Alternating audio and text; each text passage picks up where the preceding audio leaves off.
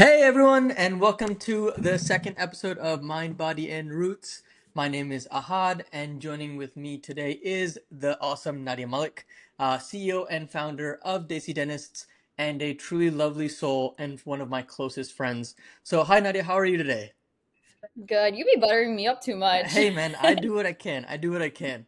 But I'll take it. no, honestly, Nadia has been such a great friend of mine, and I'm very honored to have her on this podcast because I think her journey, not only as a South Asian, is so important to hear about, but everything that she's worked on and started from dental school onwards is just very impressive. Talk about Desi Dentist and why she came up with it.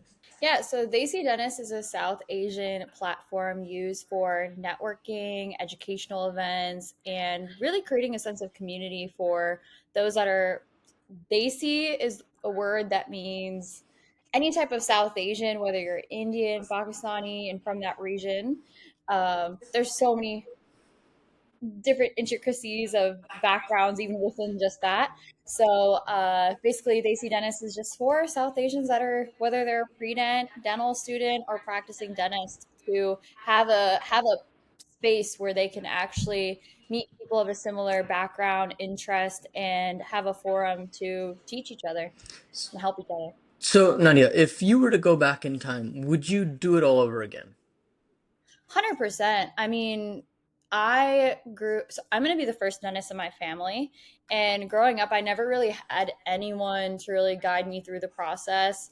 Everything was searching on my own, whether it was assisting, shadowing, dental research experiences, everything I had to do on my own. And I wish I had those that were maybe of a similar background to me that could guide me, and also like a network that you could just share ideas with and connect with, and so I would 100% do it again, and I have no doubts on that. It's been amazing. We've been able to not only just help pre-dents and dental students and practicing dentists, but for pre-dents, we created a mentorship program when I started AC Dentist, and we had about 73 matches Hmm, between very pre-dents good. and dental students, which was awesome because these pre-dents are able to actually have help and guidance from someone who's done it, whether that's through the application process, how to build your resume, things to do to get into dental school. So it's really important to kind of have that guidance. I wish I had that, and everything for me was trial and error. So it was really great to, use create a mentorship program through Desi Dentist for these pre-dents. And then also through that space, we had dental students matched with residents, um, or a practicing dentist. For that's just for simple career advice, anything about boards, application process, how to build your resume if you're interested in residency. Um, we've even had some fresh grads out of dental school get jobs through the AC Dentist by just having the ability to network with South Asians in their community in that area that they're in, and they didn't even knew they had those people in those areas. So it was really great to kind of see how this is unfolding, and that kind of all started within the first year of its creation. Now we're on year three, but year one, I started right before I started dental school, and just the amount of growth, like that very first couple of weeks, it like boomed with like Hmm. 500 people following, and then after that, it hit like 1,000, and it's just been growing exponentially. But it's been really exciting to see the level of engagement, where people are wanting to share case studies, they're wanting to share, how they got into their residency program. We've had in year two, we did a residency series. So we had all the different types of specialties. Residents in those programs talk about, what is it that those residency programs look for and what does their program look like, and even sharing a case, which was really cool. And even as like I'm a dental student, I'm in my last year of dental school, but going to all these events myself, I was able to learn a lot, even if I'm not going to go into that type of residency, but you're going to work with those clinicians too when you come out. So it's really good to kind of see and learn even their process. Um, I don't know. Overall, I mean, I in a heartbeat, I would do this again if I were to go back in time, because just as much as I've been through this organization and my team, my board, we're all able to help all these people. Um, that little girl inside of me is like screaming with joy because she wishes she had this. So it's been really great to see this unfold, and I'm excited for where things are going. We have a lot up and coming for year three, so we're really looking forward to it. Amazing, amazing, honestly. So, if you looked back at all of those events, what was that bulb moment, that spark that made you think, I want to make this for the community, the South Asian community in particular? What was that? Like, what really pushed you to go and create such a platform like this? There really wasn't a space for it at all. Okay. So I remember I was constantly searching, trying to connect with people on my own. And I think the idea kind of happened when I was like applying to dental school, Hmm. honestly. So that process of applying to dental school on my own again, I was on Instagram searching up whether it was like Tufts Dental School, dental students that went there, NYU Dental School, dental students that went there, UCLA, Roseman, like all different types of dental schools. But I literally was DMing random students I've never even met in my life, just to ask them questions and get help and figure out, what would be the best fit for me. But in that process, I had the idea of like, if there was just a space where you could have access to a network of people, whether they're in dental school or they're a dentist or a pre-dent, like it would just help you so immensely.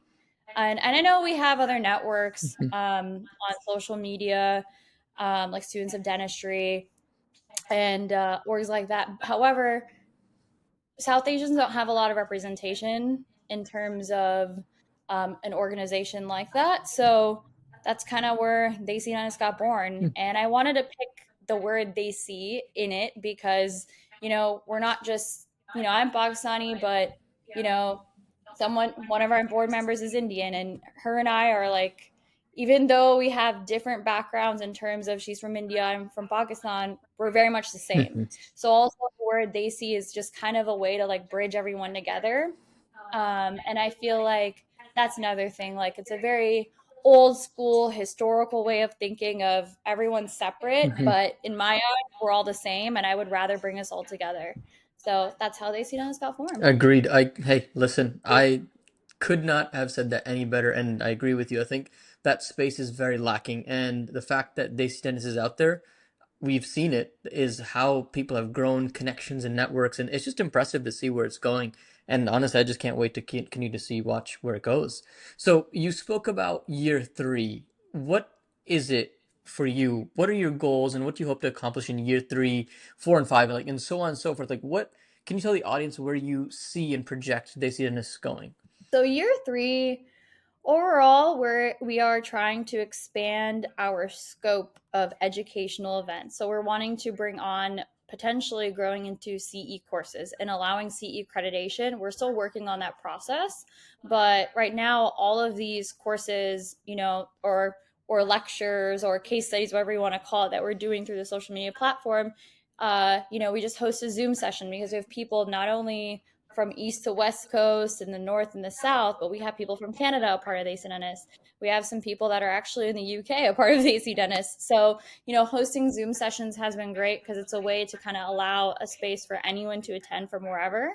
Um, and on top of that, then we record it. We post some snippets on our social media, but the YouTube link is really where you get the full length video. So you get access to that. Kind of what we're wanting to do is, besides just having more Zoom sessions, one is CE accreditation, so people can actually get credits for attending some of these sessions, which would be great. The other thing is, we want to have some in-person networking events, which would be amazing and fun to do. Because I think since COVID, we've been in this whole techie Zoom space, online calls, but in-person interactions really matter the most. And I feel like you get a deeper connection than just seeing someone on a screen. Even though I know we're seeing each other on a screen right now, just there's nothing like face to face, an actual conversation. So we're definitely planning on that. We want to have a big DesiCon type of event, hopefully. We're in the works of planning that as well. But the long term goal with Desi Dentist really is just to grow exponentially in a way that we are providing services and helping, pre-dents, dental students, practicing dentists have a space where they can literally have anything dental on there, whether it's promoting their businesses, whether it's promoting products, educating on products, CE accreditation, having a mentor. Mm. Really, just we want to be the space for it all. Amazing. I think this is going to go very far, and I'm excited to just watch it grow. And I'm just, shocked that we never had that space, but also I'm glad that you're pioneering it. So good on you. Thank you. Okay, so dentistry. We've spoken a lot about Desi Dentists, but I want to know why you chose dentistry, how you stumbled upon it, and why it's so important to you. So let's touch on that a little bit. Yeah, so my interest in dentistry actually started when I was 8 years old. Mhm, And it's been a passion of mine since then. It's never weighed, it's never swayed. mhm, But when I was 8 years old, everyone has their orthodontist story. But, when I was younger, I used to get bullied a lot, mhm, like really badly bullied a lot. And after getting ortho work from my dentist, my orthodontist, I mean, um, it changed my life. It helped me have a huge confidence boost. And, I used to have like major buck teeth, and, people used to tease me for having my buck teeth. And then, now it's like everything's aligned. And it just, that feeling I got from getting a confidence boost from my orthodontist at that young age is so crazy, but I really had this feeling of like, I want to do that for someone else. I want to help someone else. And I want in a way to like help someone not get bullied or even just a confidence boost, feeling good, feeling happy. So that's kind of where it started. And growing up, my mom, like, when you're a young kid, everyone's like, who do you want to be when you grow up? And I was like, a dentist. So it always stayed that way. Um, and then, kind of throughout high school, I started shadowing a lot of different types of dentists because I was just curious. And I love that it was artistry besides science and you're helping people. And I really love that in person interaction that the dentists were having with their patients. Um, and then I also had the opportunity to work for the Dental Advisor, which is an editorial company where um, they do a lot about products. So whether, this thing failed, why? Or, hey, maybe you shouldn't use this product because it's all about allowing dentists to have efficient and safe care for patients, but also benefiting that through research. So I actually was able to do like a research experiment on waterline cleaners, figuring out if it had effects on bonding adhesives on dentin. mhm, And it was so cool to see that side of things besides just the actual everyday practice of dentistry. So, like, the research side was really cool for me. And in that experiment, I was constantly working with my hands and I loved it.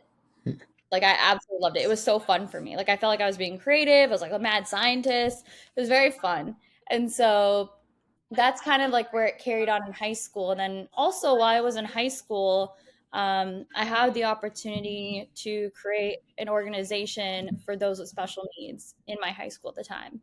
And so at that time, kind of, I know it's like a little tangent, but it's intertwined. I actually grew up with a brother with Down syndrome. Mhm, And with that, I've always had to be very empathetic, understanding, and having this different level of awareness. And I also can like feel what other people feel. And so through just helping those with special needs, it also during my time in high school with the organization I started, I really felt this like feeling in myself of the best feeling I get is when I help someone. And I knew that I wanted to have a career where I could do that on an everyday basis. So dentistry was that for me. And it was a perfect fit with art, science, you're helping people, you get to work with your hands, you're interacting with someone and on a daily basis. And then, in college, I explored it further. I was a dental assistant in a special needs dental clinic, which is a very unique experience for me. And then I also was a dental assistant for just a general practice. But in that time, I really learned that, you can take someone out of pain immediately. You can solve a problem. There's always an answer in dentistry. mhm. Medicine, sometimes there isn't an answer. Yeah. So I just felt like, because at one point it was like dentistry or medicine, because Mhm, they both are a little similar, but the difference is I love that you can make an impact every single day and know that your patient's going to be treated or taken care of, or there's an answer. So ultimately, that's kind of like my why dentistry. mhm. But as I'm in it now, like this is 100% what I'm supposed to be doing. I love it. And, next year I'll hopefully be doing a GPR residency, and I'm interested in maybe even doing fellowship in special needs to provide access to care for those with special needs too. So we'll see where things go. But overall, like, I think for anyone pursuing dentistry, those are big things that you have to really reflect on and know if that's a good fit for you. Yeah, I agree. I could not agree more. So you said you were going to do a general practice residency. Can you tell the audience what that is and what that entails and why you chose to do that? Yeah, so a GPR, a general practice residency, is typically a 1 year program for you to have like the next level after dental school is how I like to think about it. But in a way that you're getting a little bit more training in all the procedures that you got exposure to in dental school, but maybe in a little bit more complexity and a little bit more depth. Hmm. And you're also meeting a lot of patients that are medically complex.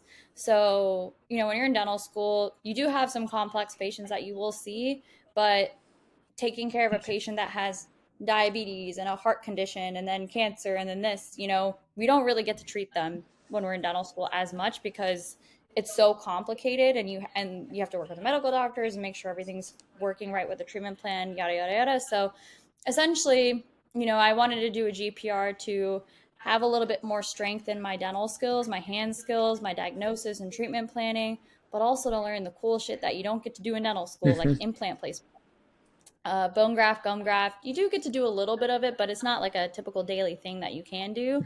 And how to take on more complex cases, whether that's an all on four or I don't know, just anything that's a little bit more complicated with all these different types of facets of dentistry. So I wanted to be more equipped with that strength before coming out and working right away. So that's why I chose to do GPR. Amazing. So if someone were to come to you today, say they're South Asian background, they're in Mm-hmm. high school or maybe college, what advice would you give them if they wanted to be an aspiring dentist and they've gone through the similar hardships? Like, where would you tell them, hey, this is where I would begin and why? So if you could do that, what would you say to them? Uh, In terms of beginning, I think looking within yourself and knowing that you're absolutely passionate and knowing this is what you want to do Hmm. is really important. But along with that, make that your drive and make that where you're never going to give up on yourself. Because sometimes the path to dentistry, it could be straight shot or it can be a windy road. Hmm. Some people get in right after undergrad. Some people do a master's like I did or a post bac before getting into dental school. And so, or some people need work experience. Some people have life things that happen. So one thing I feel like I've noticed a lot with this current generation is there's so much pressure to be perfect, meaning get a perfect 4.0, have a perfect resume, have a perfect DAT, all this stuff to get into dental school. But in my eyes, the imperfection is what Yeah. makes you perfect. So that means, you can have a stellar resume and all these experiences and be a great person and have the best personality and have great leadership. And maybe your GPA might not be the best, but that will make you a damn good dentist because of who you are and your experiences. And that carries a little bit more further sometimes. The straight A students in dental school might not be the best clinicians sometimes. So, one thing I want to tell a lot of Hmm. that are pursuing dentistry is don't give up on yourself, know who you are, and be proud of everything you have to bring to the table, whether it's completely perfect or not. uh, and knowing who you are and your imperfections is what will make you perfect. So that's something I just always want, anyone I talk to have that mentality, because it's hard. It's a journey to get into dental school. It's a journey in dental school. It's even a journey out of dental school that I hear from people too. So as long as you have that mentality of never giving up and believing in yourself and trusting the process too, you'll go far. Yeah. And and in terms of what to do to get yourself into dental school, if that's where this question is also possibly headed, I would say, build your resume in experiences that are diversified. And leadership doesn't mean I ran the pre-dental Yeah. association. It could mean I was a choreographer for a dance team and I taught people how to do all these different dances. It could be I play volleyball and I'm, a team player, or it could be I manage a donut shop, whatever it is, you know. It doesn't have to be the textbook definition of getting into dental school and what they're looking for. So be unique and be yourself and be creative. I think that's some really wise words to say to anyone, and that goes for medical school too. Like there's that Hmm. Japanese term kintsugi, I believe it's called. It's where they have like broken porcelain and they join it with like golden, like literally gold. And that's what they're looking for. They're looking for the imperfections. They're looking for the changes Right. and that beauty, like, and, even my journey, I talk about it. It was very different than most people, but it was that difference that made it, oh, this person's different. Let's accept them, him or Mhm. her. So like I think between me and Nadia, like we totally do agree with this, like that imperfection, that difference, that edge that makes you sharp that you might not think is good might be the reason you get in. So emphasize that, highlight that, and be yourself. So I think you nailed it right on the head, Nadia. Yeah, and that's where roots come to play. Mm-hmm. So you gotta you gotta know your You gotta roots. know your And roots. Okay, so the next part of our interview is going to be the body part, and I think this is probably the most important thing. Now, Nadia is a badass person. She works out like crazy, does yoga, does Pilates, you name it, she's done it. Honestly, I've come to her for fitness advice and vice versa, and it's lovely to see someone that's so physically active. So, Nadia, touch on how you got like into physical fitness. Did it start with sports? How has it shaped you? Being a practicing dentist now, do you have advice for people, as they get older and into professions like dentistry? So let's just start from the beginning. So tell us how it started with you. yeah, so actually when I was 7 years old, I started dancing. My mom put me in this like dance camp in the summer, and I got to explore ballet, tap, jazz, hip hop, and then hip hop was my thing. And also because I'm South Asian, I also took Bollywood classes, Bollywood dance classes. So that was really cool for me to also do dance, but then in my culture. So growing up, I've always been involved in dance, and then I also played volleyball for a few years. And you know, I feel like fitness is really important for not only your physical sense, but your mental being. And so as a kid, it was a way to have a stress relief, interact with people. And for me, dance was always a way to escape the mind because when I'm dancing, for me, I'm not thinking about anything. I'm just being present in what I'm doing. And as a young kid, you don't think about that. But as I've gotten older, I've reflected on that. But I carried on dancing throughout college, and I was on a Bollywood dance team. Um, and my practice hours were like 6 hours every day, and so I know it's a lot, but it was great because it was just such a release for me, and those endorphins are pumping, you feel energized, and I'd hit the study books next after that. But overall it was really great. And coming out of dental school, and then COVID happened. Oh, sorry, undergrad. Then COVID happened because I was a COVID grad, so I graduated in 2020, and that last semester, where everyone's in quarantine and at home, and even into the year I did a master's before dental school, you're stuck at home. You're kind of like, what do I do with my time besides studying and spending time with my family? And I started to really hone in on lifting weights. And so I kind of got into that space and like teaching myself a different form of strength. I always had a lot of endurance because of dance, but in terms of like actual, and I had some like my like posterior strength is really strong, but in terms of upper body strength, it just, I don't know, needed to work on that. So I started really getting into lifting, and my mom actually was really into Pilates at the time too. So we were doing mat Pilates at home, trying to go on walks more, trying to be a little bit more um, active while we were at home. And then when I got to dental school, luckily my apartment building had a gym in it. So for me, it became routine. I would wake up at 5 in the morning every day, hit the gym, but before that, I started getting into the space of meditation. And so, and besides meditation, I would always pray in the morning. So my typical routine is wake up at 5 in the morning, pray, meditate, hit the gym. The reason why is it's the secret sauce. And why it's the Yes. secret sauce is it's setting your day right. So and not just right physically because you got those endorphins running, you're energized, but setting the day right mentally. Hmm. And when you're in dental school or you're a student, even in high school or college, there's so many things that you have on your mind. You're like, I got to study, I got to get good grades, I got to get into this, I got to do this. But do you ever really take time to just take care of yourself Most and your people don't. mental being? Sometimes people don't. But if you take care of your mental being, that's one piece of the balance. Yeah. The other piece of the balance is the body, the physical being, and the next is the soul, the spiritual being. So growing up, my dad always said mind, body, and spirit. If those three things are aligned, you will feel golden. If one thing's out of place, everything else is out of balance and goes out of whack. So, as I call it the secret sauce, the reason why is you're also clearing your mind in the morning. Mhm.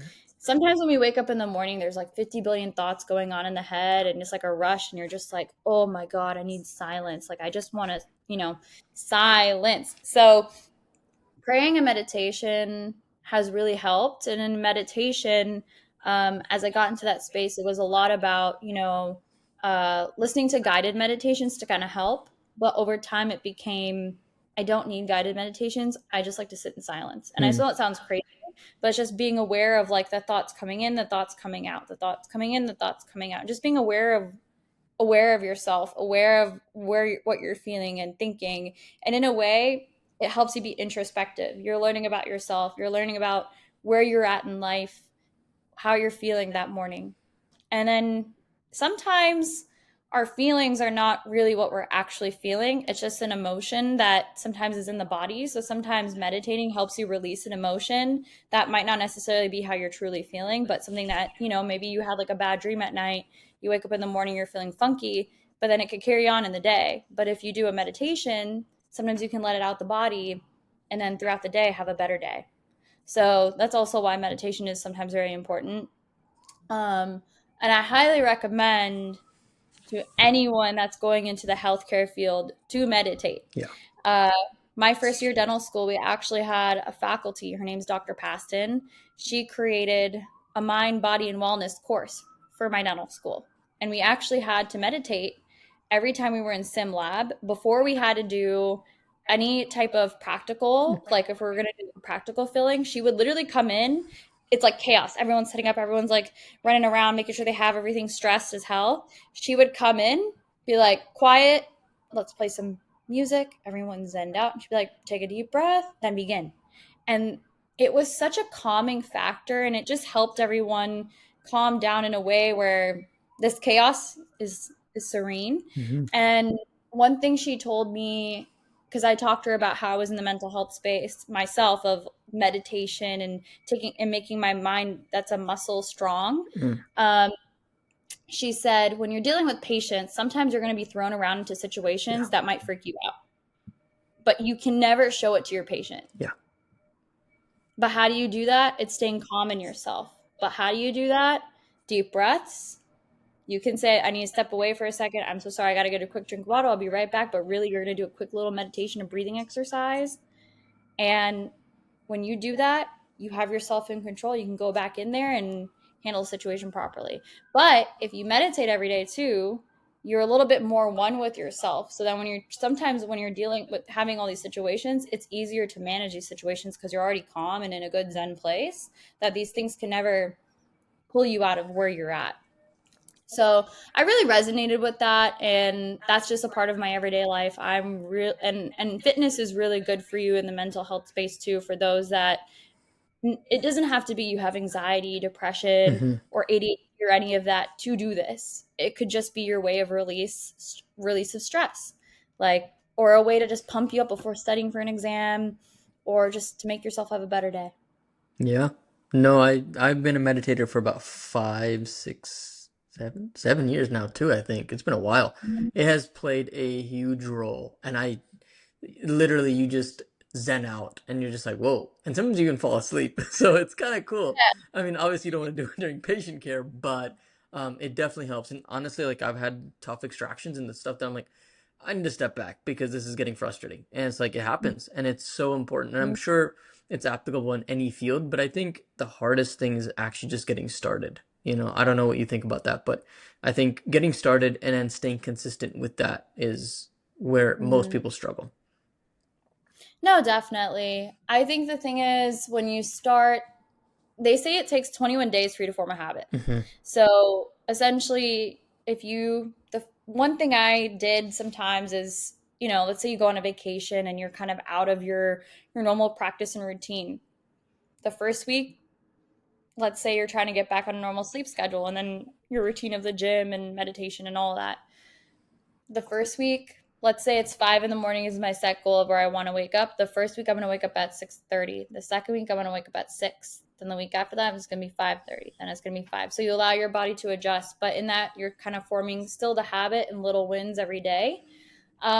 Something that people do too is they'll only add in one thing for a few weeks and then they'll add the next thing they want to do for a few weeks. Hmm. Um, but it also is something so small and simple you could do too, of like you wake up in the morning, instead of picking up your phone right away, put the phone down, shut off the alarm, get up, look out the window, maybe think about 5 things you're grateful for. Hmm. Gratitude is the best way to set your attitude for the day too. So, maybe be thankful for having the life you have and waking up in the morning, having the next day of life and all these different things. And if you set the tone for your day in the morning, it really helps you set the tone for the rest of your day. So it's just little wins. Yeah, I agree with you because I think one thing I've picked up on in regards to gratefulness and gratitude is every month, once a month since August, I started this, is I send three gratefulness texts to people. Like I have a whole list planned out for December. I'm working on 2025, That's and I great. just send those messages out. And it just I feel like it makes people's days, and it's just like you're grateful for that person in your life, and it's like people come and go. I mean, and they might be in your life one point and they might disappear, but when you send something like that and it's just been a long time, it's a great way to reconnect too. And you really are Mhm. grateful for that person because you're thinking of things that they've either done in the past or in the present, and you're just appreciative of them. So I think being grateful is something fantastic. So I'm glad that you do that and you're encouraging other people to do that. So Mhm. you spoke about mind, body, and spirit. Your dad taught you that.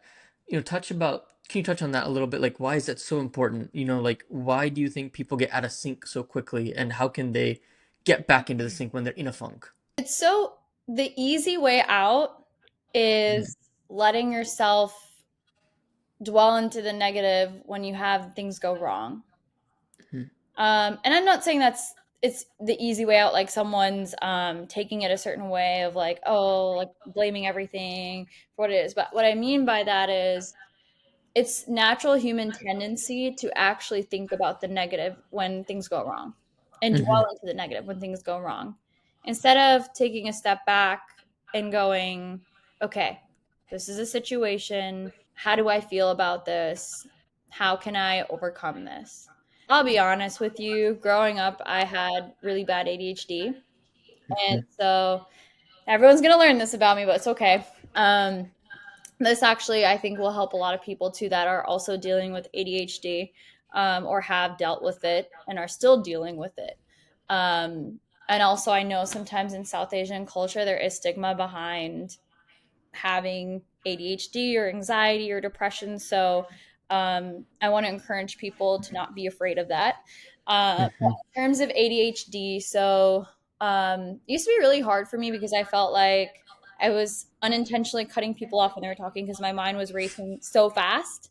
Because I'm like, oh my God, I know what I'm thinking, blah, blah, blah, blah, blah, blah. And I would just like spit out. And I'd feel bad because I'm like, that's not my intention to be rude. It's just like, I can't help it, my mind, you know?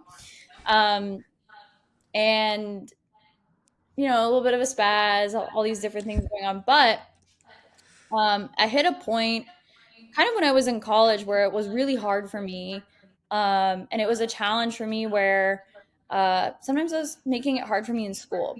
And Mhm. and I hit a point where I was not feeling myself anymore.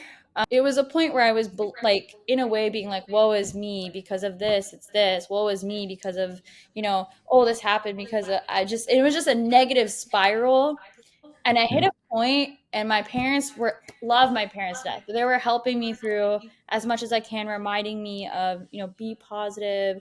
have a better attitude on things, like if you need, like, learn about why you're feeling these things, like trying to help me out in so many Mhm. ways, whether it was like honestly talking even to a therapist.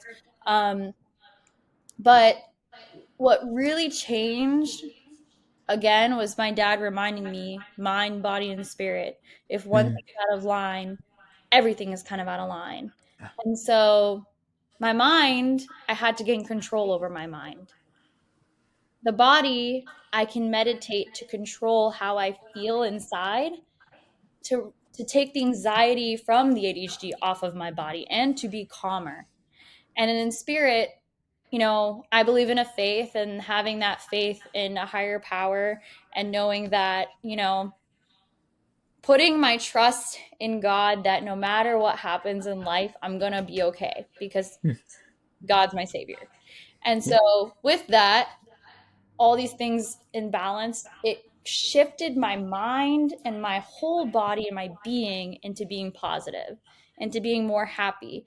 And once I started to let go and just flow and be in control of my mind and my thoughts, and doing little different practices to help myself, I was free.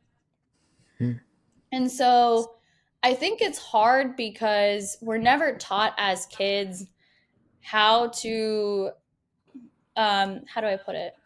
How to work out our emotions and our thought process, and why we think sometimes the negative, and how to flip things into the positive. We're never taught of how does our mind work, and how do we actually take control of our mind. We're never taught meditation. How can we use meditation to help us? Only recently, I feel like in the past 5 years, has this space started to really grow through social media, through books, through people speaking out about all these different issues related to this. And it's been so wonderful to see the growth and the help that people are getting now Mhm. because of that. But I wish this was taught more in schools. I wish this was something that, I necessarily didn't have to go through to figure it out and learn myself, but in a way Mhm. now I know I want to help people through that too, of with my own experiences. So, it's really hard to say like why this happens, and but in terms of Mhm. getting out of a funk, the thing is you have until you make a change for yourself, Mhm. that's when the change is going to happen. And that could be, maybe someone's going through depression and they don't want to get out of bed, they don't want Yeah. to do anything, but it could just be like, you know what, I'm just going to get up and brush my teeth, and I'm going to have make a cup of tea and look outside. Yeah. At least it's a little step, and then Mhm. keep doing more and more and more. So, you know it's really hard, and it's a very touchy and sensitive subject. And I feel like, also, I want to say it's also okay to have feelings and feel what you feel. But the important thing is to also understand your feelings and place them. Whether this is something that we have created in the past when we were kids and had a viewpoint on it. And because sometimes when we're little, for example, I got bullied, right? Mhm. I viewed that bullying as a kid is different than how I view that bullying as an adult now. So you Yeah. can change the memories in a way, and to change the hurt or the feelings that maybe sometimes these, like, it's funny because sometimes as an adult, I'm like, why am I feeling this? Like, this is something I should not be feeling. That, like, maybe as a kid I would have, felt more, but sometimes it's just good to have that level of awareness. And I really think this is a space that more people should learn more about themselves on. Um, but it's hard. Everyone goes through ups and downs in life, but the biggest thing is mind, body, and spirit. If you do these Mhm. things in balance, you tend to learn more about yourself and heal yourself.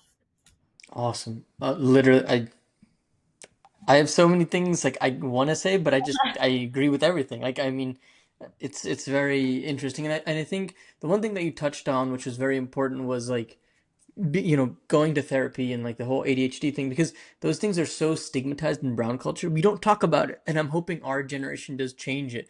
And I'm just so glad your parents were very supportive of that, because I feel that there is always a little bit of a need for those things, Mhm. because if we don't address them as young kids, then we end up causing issues and pain later on in life.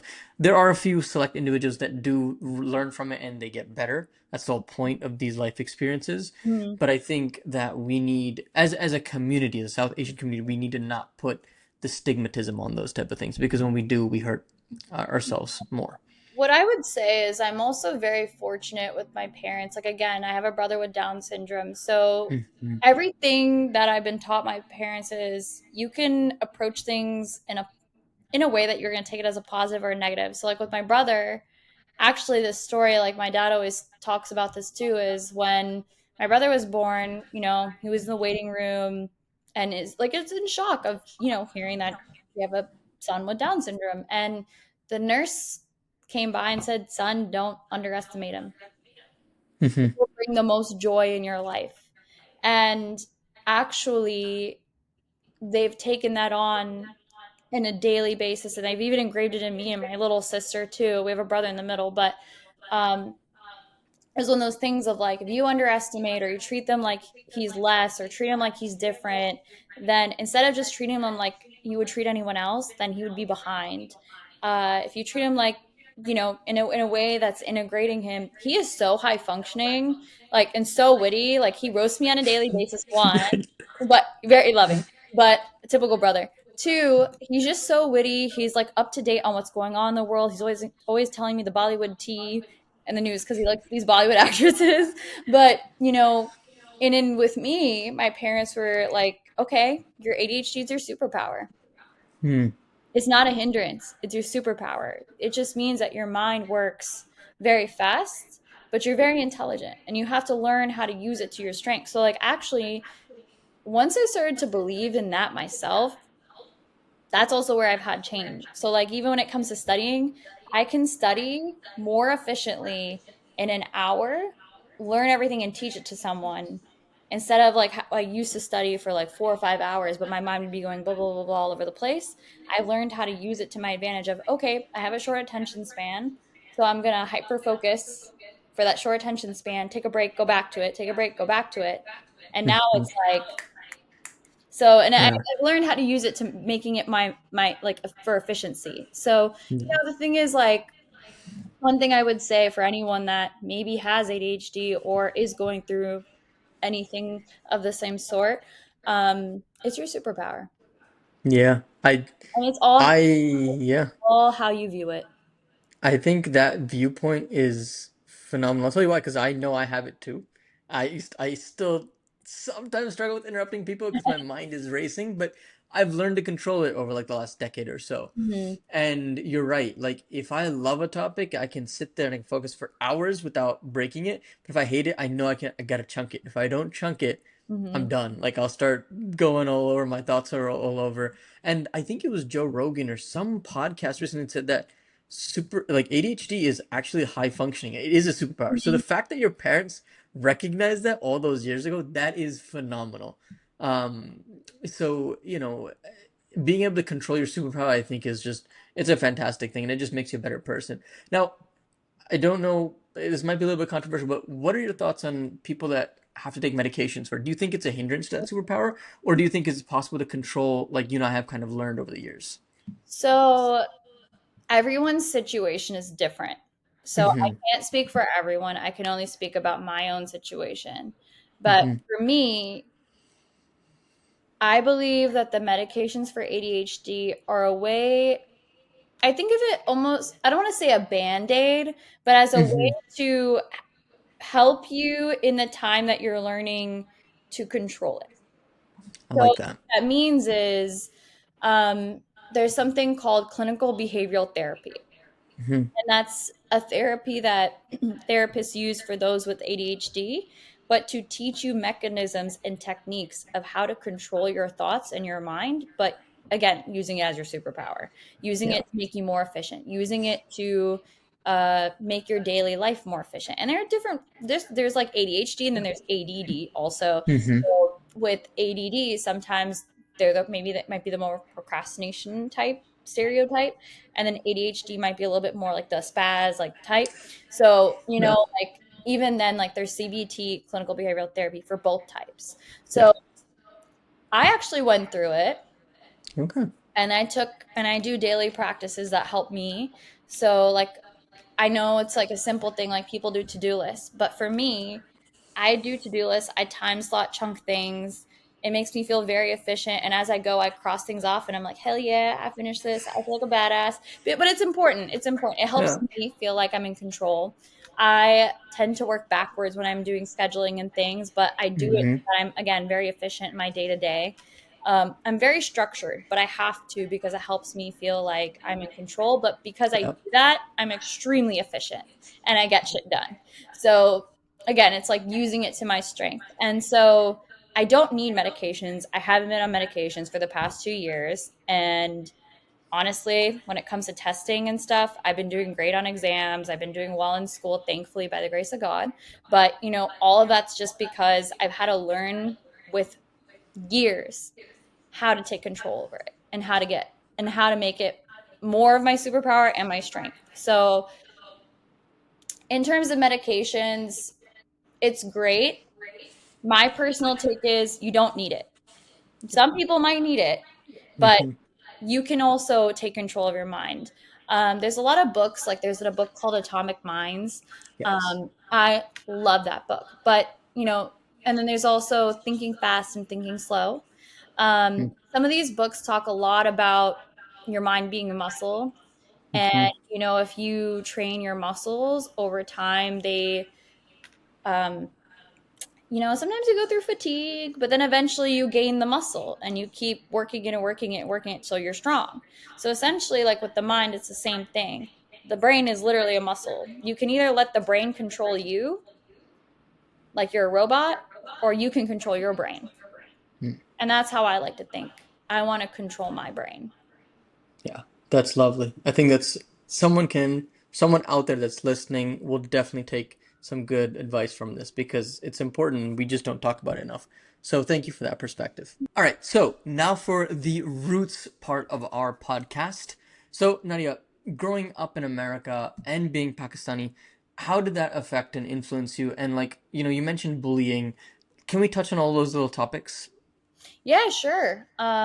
So I actually have like an interesting story in terms of kind of where I've been throughout life. I was kind of born in the Midwest, and I moved to like Ohio, Colorado, Virginia, Michigan, and I came back to Virginia, and then I went to Wisconsin for undergrad. Then I came back to Virginia, and then and now I'm on the East Coast again, and then eventually maybe West Coast, East Coast. We'll figure it out, see where we're gonna go.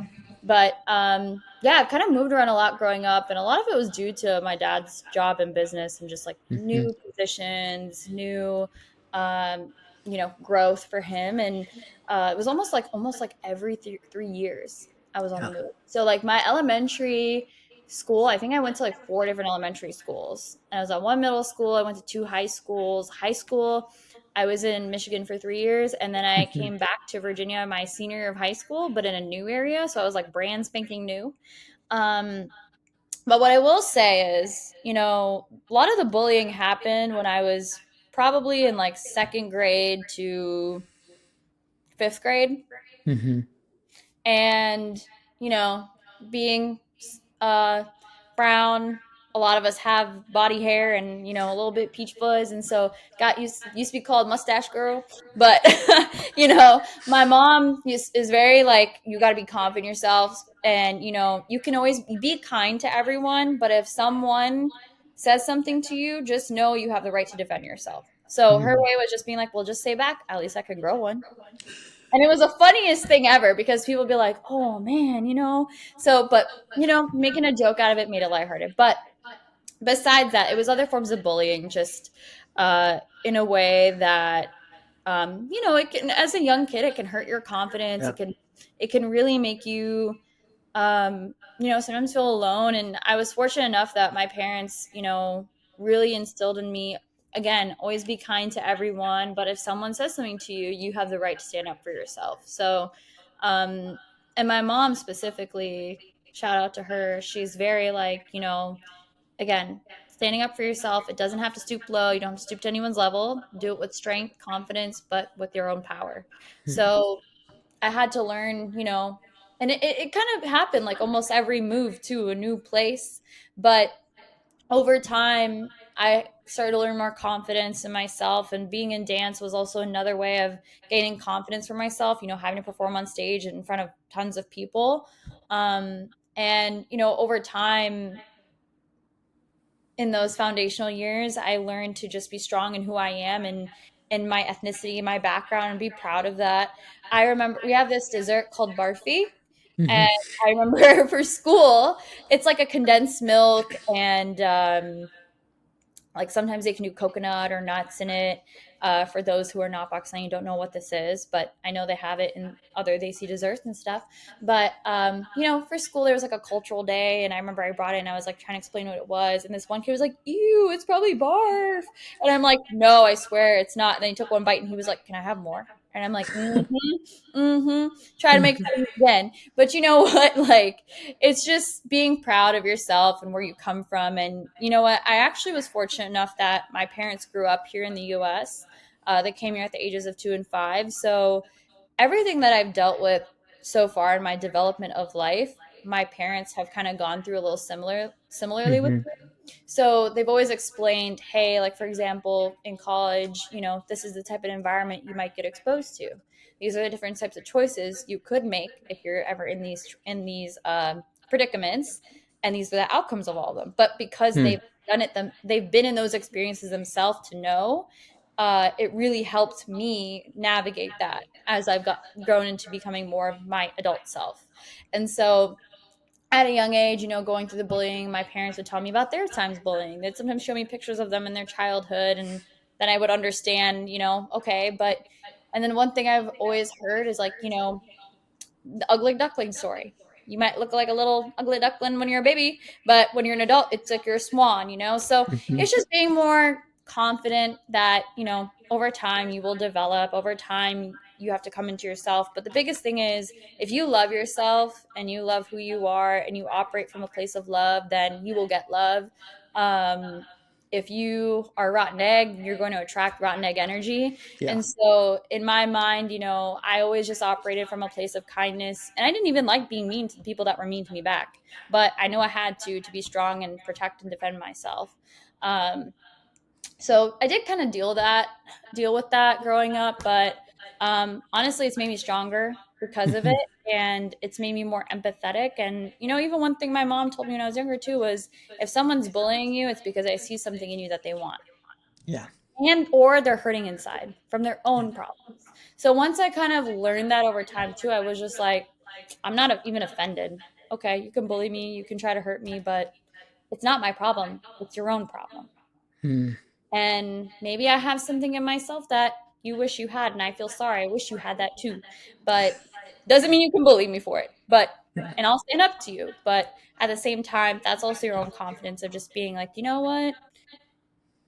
Like, I must be that important that you want to talk about me, or I must be that important that you want to you want to bully me. So Yeah. just making a light of a joke out of it, I think really helped growing up too. um, but I have to say, moving around a lot, dealing with the bullying, and it doesn't define me at all in terms of the bullying piece, but in terms of moving around a lot, I'd say I'm so grateful for that experience because I've had to learn how to adapt to change at a young age. So moving away for college and moving away for dental school was not daunting to me. It was Hmm. exciting. And also sometimes like adapting to change of, like maybe sometimes things don't go your way, or maybe sometimes a blip happens in life and you have a different journey and a different path. um, so I'm really grateful for that because it's made me very adaptable. But I also got to meet a lot of cool people, new environments. Like at one point I lived in Colorado, so the Rocky Mountains, nature, but then also here I'm on the East Coast. It's very different. Midwest is very different. So it made me very much so more understanding as a person of different, uh, I guess, personalities, different types of people, and the ability to talk to anyone. So I'm truly grateful for that. And then also, I guess, as a future dentist, the ability to do that with my patients and be confident with them. Like I can literally bring a patient in the chair and not feel nervous about like, oh shit, I don't know Hmm. this person. What do I connect on? It's just like, oh, you see someone wearing these Nike dope Yeah. sneakers. I'm just going to talk about that. Or, oh, they're wearing a hat from a concert that they went to in California. Oh, I'm going to talk about that. So it's just, I'm grateful for it. And I'm honestly, to all my bullies that bullied me back then, I'm grateful to them too. Because it just it just made me more confident in myself. And, you know, yeah. Yeah, no, I relate to that one very much. So I gave a lecture to the ADA recently and about like diversity and inclusion, and I mentioned that same thing, and people came up to me like, do you like regret it? And I'm like, no, No. not at all. If it wasn't for them, I wouldn't be as tenacious as I am, tough as I am, confident in who I am. I think bullying, for as bad as it can get, and there are some extreme cases, I think if you can handle it right and you have a supportive, Right. you know, people You need a around you, support system. that's the Yeah. most important thing. I think you can navigate it and you can learn something from it, and that's the most important thing. Yeah. But absolutely, end of the day, bullying is not okay. And Yeah, everyone should try to treat everyone, like the golden rule, treat someone like you'd want to be treated. And, absolutely. if you operate from a place of respect, you're minding your own business, living your life, and you're happy with your own life, then you're untouchable. And Absolutely. so I feel like, that's really important. But I'm glad to know that, you've come out of it strong too. And it does build character, but I do think no one should go through it. But at the end of the Yeah. day, if you do go through it, don't let it get the best of you and just know that you're stronger for it. Yeah, absolutely. Absolutely. So, okay, now you mentioned that your parents went through all of these things with you as you were growing up, and it kind of helped you embrace the cultural, not shock, I guess, but the cultural differences, growing up Mhm. being in a Pakistani household. When you have kids, what is one lesson, if you had to pick one lesson Oh, from your that's parents? hard. I know it's hard. If you had to just pick one, and obviously you're going to teach all of them, but if you had to pick one, what is the one you would teach them That I got from my parents. that you got from your parents?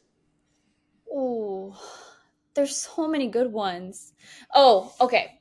So my dad always says, be a bull and not a cow. What that means is be in your own, be strong, be a leader, be different, and be okay to set the tone and be different than everyone else because the cows are like a herd. They'll always follow the leader. But if you're a bull, you're the leader. So I don't know. On a daily basis, it's just be a bull, not a cow. And I think my dad just something, like mama mentality, Hmm. like his version of mama mentality, be a bull. So I think that's something I would definitely teach my kids. But besides that, it's so hard to pick. Definitely mind, body, spirit, the balance.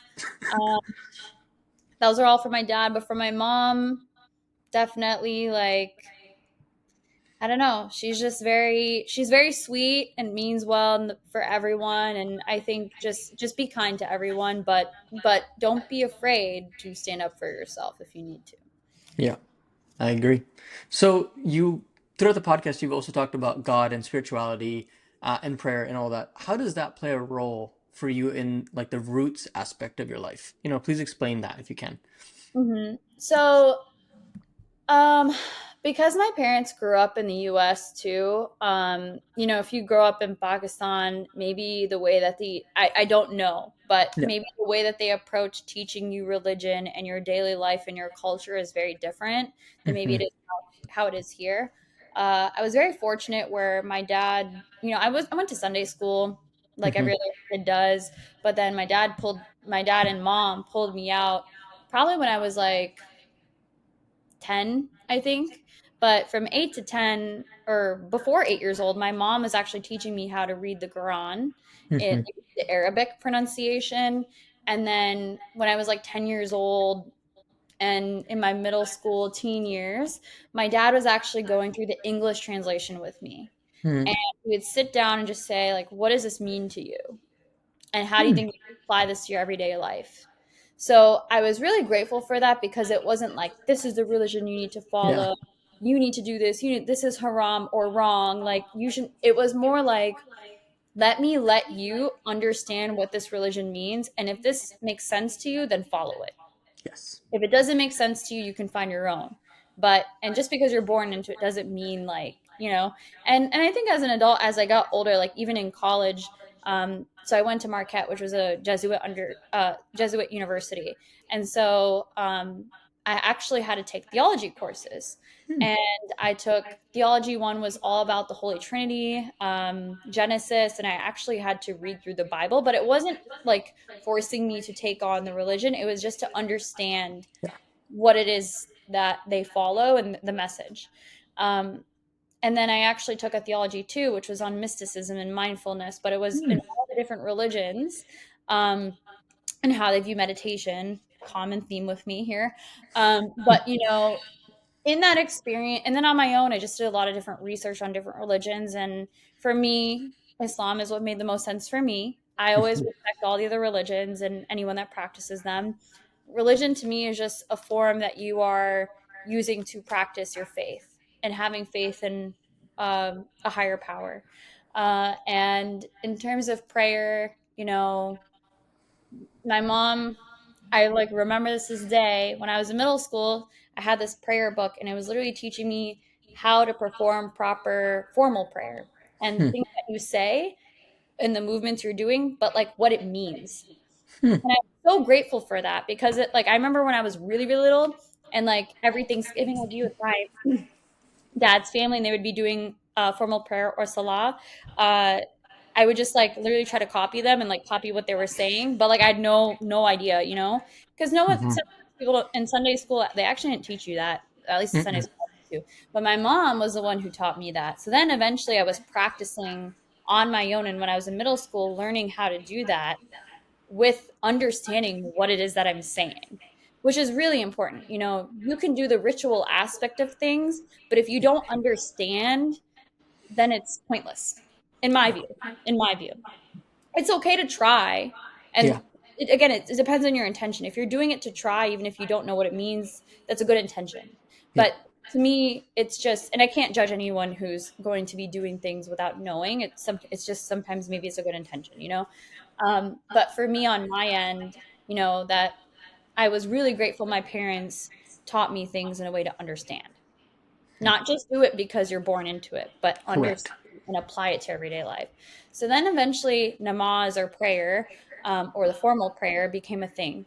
So I'm not the most perfect Muslim. I I don't know. pray 5 times a day, but I try to at least morning and night, or try to do morning. And if not, at least dua. Because for me, dua is the most heartfelt. That's like where you're really holding up your hands and you're just speaking to God, and it's heartfelt. Hmm. And to me, that's meaningful. Like you're pouring your soul, you're literally forming your relationship with God.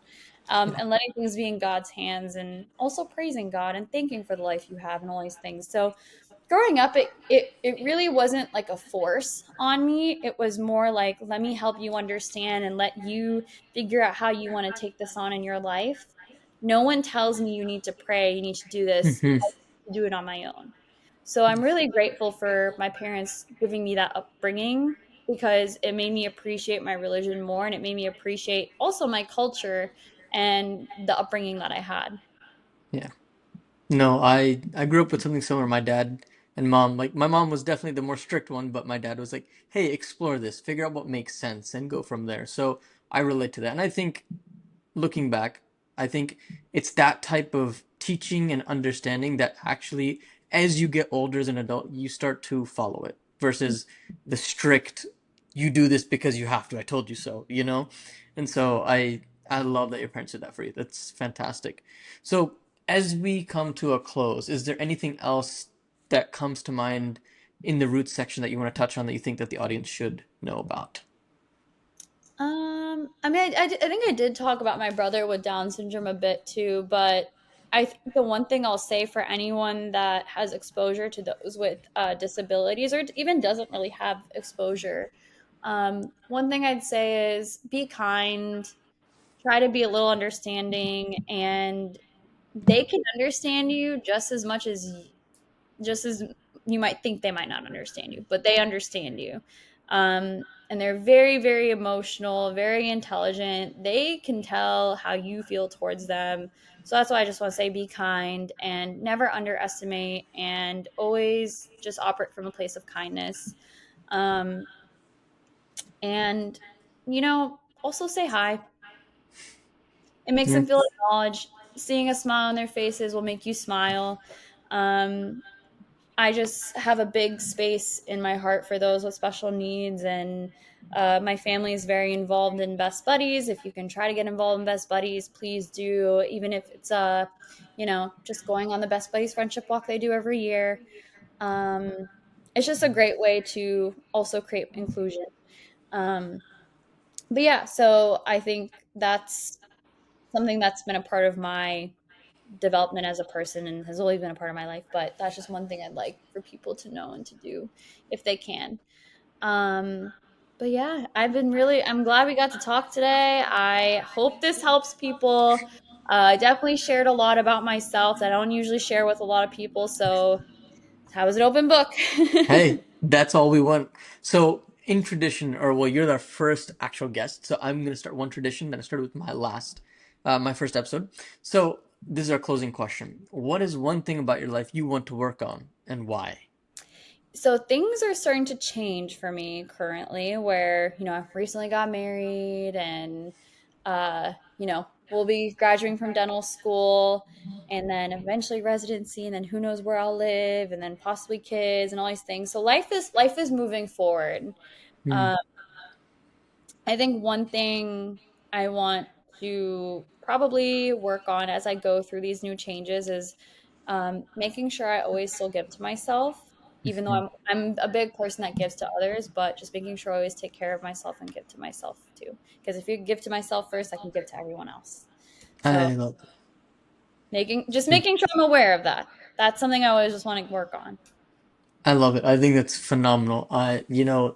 Yeah, that's giving to yourself first and then being able to serve others. Hmm. That's one way to really spread the love and happiness, I think. And that's been your overall message. So I know the audience will definitely appreciate that. So I just want to say thank you to everyone that listened, and thank you so much, Nadia, for joining us on our second Thank you for episode of having Mind, me. Body, and Roots. Absolutely. It's been an absolute pleasure. Until next time, everybody, thank you again. Be well, stay happy, stay blessed. Take care. Bye bye.